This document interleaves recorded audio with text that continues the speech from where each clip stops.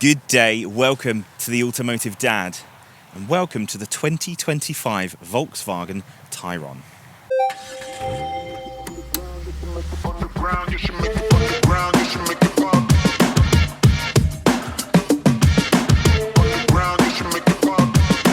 Now, what is the Tayron? The Tayron is basically the sibling in between the Tiguan and the outgoing Touareg. This can come as a 7-seater option, comes in a bunch of different engine variants. So you've got your petrol engine, standard TSI, TDI, and your plug-in hybrid like this. Now, if you go for a TSI, you can not only get it as a 7-seater, but you can also get it as a 4-motion. You can get it as 7 or 8-speed, automatic gearboxes, and they come in a variety of trim levels, anything from Life up to R-Line edition, just like this. Now, this being the plug-in hybrid, it's got 272 PS out of a 1.5 litre petrol engine and an electric motor. Now, of that power, 250 newton meters comes from the petrol engine itself, whilst 400 newton meters comes from the electric motor. That electric motor's got a 19.7 kilowatt hour battery to give it roughly 70 miles of a pure electric drive charge. And realistically, you're looking at a 0 to 62 time of about 7.3 seconds with a top speed of about 134. Now, bearing in mind that these start at about £41,000 on the road, this one with a huge amount of options and being in the top trim with the most expensive engine choice is £56,000. So join me as we look around and see just how good of a family car the Tayron is. Now, front end wise, this is very Volkswagen. The design language is kind of concurrent between all models. They all have this Volkswagen look about them. No bad thing, it's a good look. Front end wise, this also has the black pack on it, which is about £1,000 option to give you, well, a lot of black. Nice big black grille. A running light along the front, including a light up badge, quite cool. Not 100% my thing, but cool technologically. These IQ lights are bright, intelligent. And the front end, because it's an R-Line edition, is just a bit more sporty than you would see if you were going in for something like a Life.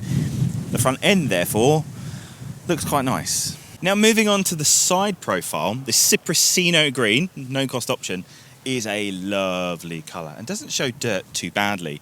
The 20-inch alloys, which are like a £500 option, look lovely, and I really like them, but they don't look 20-inch because I guess it's a bigger car, so to look like bigger alloys, they need to be 21s, 22s. 20s actually suit this quite well. That said, I'm still slightly concerned about curbing them because they stick out ever so slightly, because it's a cool design, I do like it. But it's in the back of my head constantly that I'm going to catch a curb or a pothole and have a £500 bill from Volkswagen. The side profile is nice. It's got traditional Volkswagen running lines down the side. It's got that kind of flatter, more modern design, which looks cool. And I mean, here you've got your charge bay for charging it up. The side profile just looks good. It doesn't look like an overly big car, bearing in mind it is actually quite a long boy, but it really does look the part. Now, the rear of the Tayron is the kind of defining Volkswagen design that I know and love. For me, this is very reminiscent of a Touareg, which is one of the best looking SUVs that have been on sale. Now, this running light along here, which lights up the rear light, actually looks really cool, all except for the fact that it lights up the badges. I know it's their new thing, and it is a cool thing to have, but for me, it's just a bit overkill. To have that running light along would have been absolutely fine.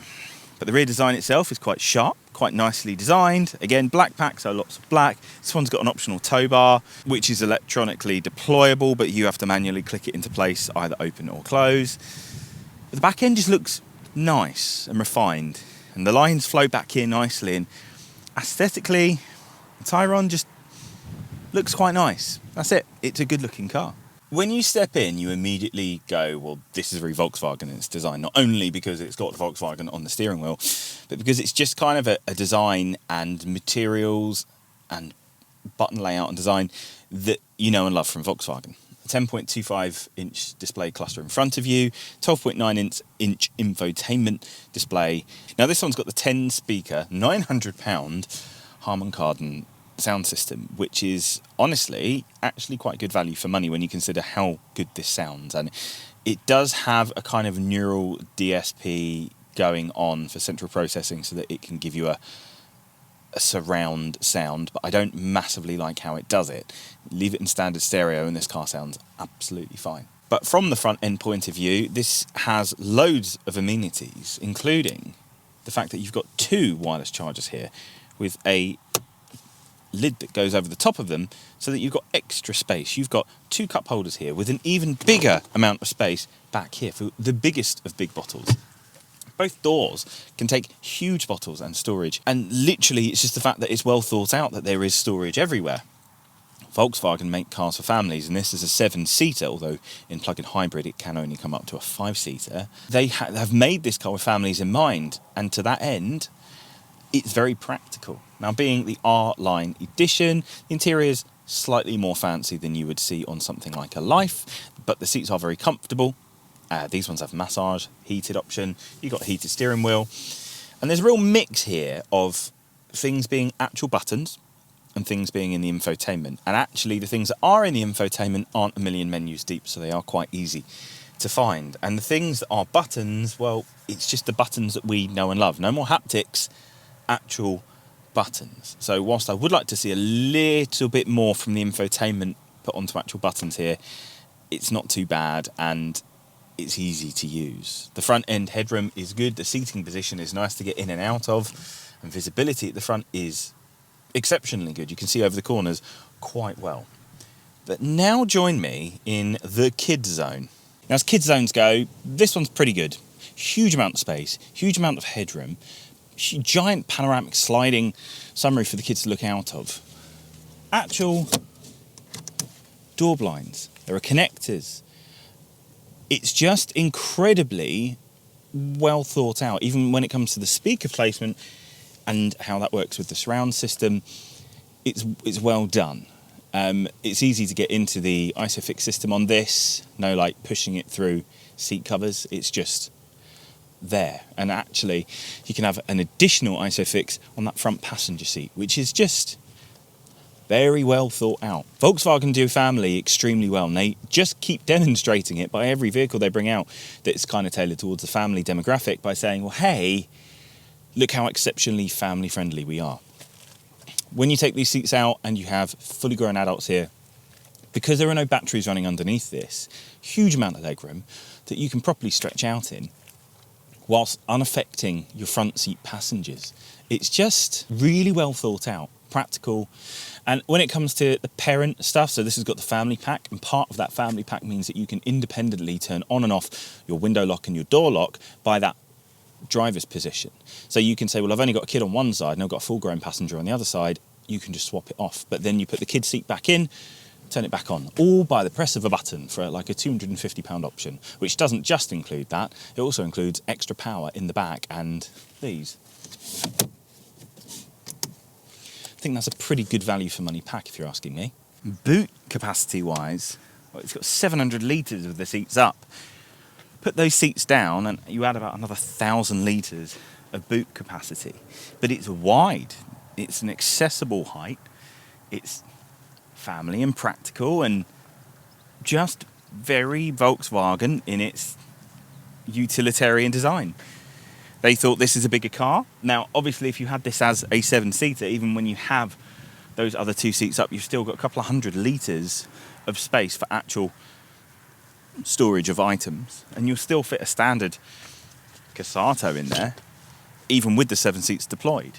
But obviously, as this is the PHEV, it only comes with a 5-seat option, therefore 700 litres of rear boot capacity.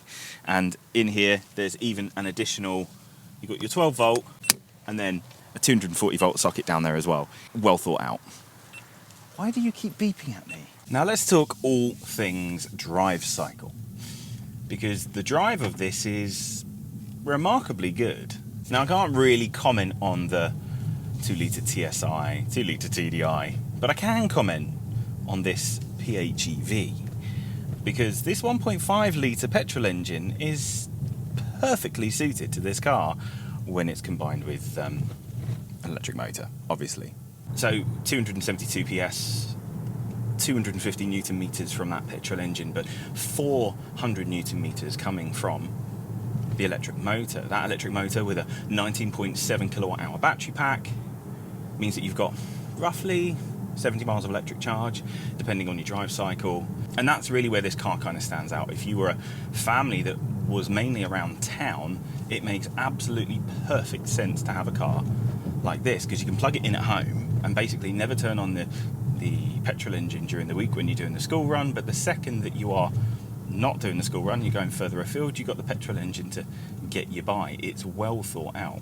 Now that petrol engine's pretty responsive, because even when it's in EV mode, the second you tell it you need it, it immediately comes in and kind of bunny hops you into life. Well, not exactly bunny hop, it's actually pretty smooth. The steering's quite responsive and isn't boring. The pedal field's quite nice, although occasionally you get this kind of weird hybrid quirk where it appears that it's not quite working until it suddenly is. It's kind of that crossover between actual brakes and regen braking. The technology as you drive is pretty consistent. It tells you off if it doesn't think you're looking at the road, and it generally tries to follow the lines of the road. However, it doesn't like polarized sunglasses, as none of these systems do, and sometimes it doesn't always follow exactly what's going on the road. In roadworks, it will try and follow old lines, so beware. Economy wise, I mean, they put on paper something like over 100 miles per gallon, and yeah, while you're on electric, of course you're going to get that depending on your drive cycle, but the second that you're actually in normal real world, you're going to see 80 to 90 miles per gallon all the time you've got electric charge, and when it runs out or starts to run low, you'll get anywhere between 40 and 60 miles per gallon. On the motorway, you're more likely to see 45, 50, because the car needs to work between that hybrid system, the electric part, and the petrol part, so it's going to work between the two and give you kind of a balance of the two. That said, it's not bad economy for a vehicle of this size regardless, and that electric motor makes perfect sense for around town, because really that's where you're going to use the most amount of fuel, is sitting in traffic going on the school run. Well, now you're not going to be sat in traffic burning old dinosaurs, you're going to be burning electric, which potentially you've got from solar on your own roof. The drive's just quite nice, quite refined. As a 4Motion, I can imagine this is actually a bit more fun, because as a front wheel drive you push it a bit hard into a corner and it does try to push out a little bit, but it's a big heavy car with a battery pack. Completely expected and completely understandable. All the driver amenities are at your fingertips quite literally, and everything else is within a system on here which you can quite easily get to within one menu press. You're not going 10 sub-menus in to get to something. Everything that you actually need is at your fingertips and easy to use. Actual buttons, not haptics. Yay! So the drive is good, whilst I personally would go for something like a diesel. That's just for my lifestyle cycle. This PHEV does make absolutely perfect sense for most families out there that don't do high miles. But then again, I say that, but you can do high miles in a PHEV. This does rapid charging, although you can't plug it into a supercharger network because their cables aren't long enough. And the UK public charging infrastructure is just a joke when it comes to cost pricing. But you can relatively rapid charge this within about 30 minutes from basically 0 to 80%. And then it's going to give you another 70 miles-ish. But let's be honest, probably 55 miles of pure electric range. So it does make sense. I do get this car. And from the drive, it's not boring. You put it in sport mode, that 272 PS is pretty nippy, very responsive. Dare I say it, a bit of fun. So the question remains of, is this a good family car?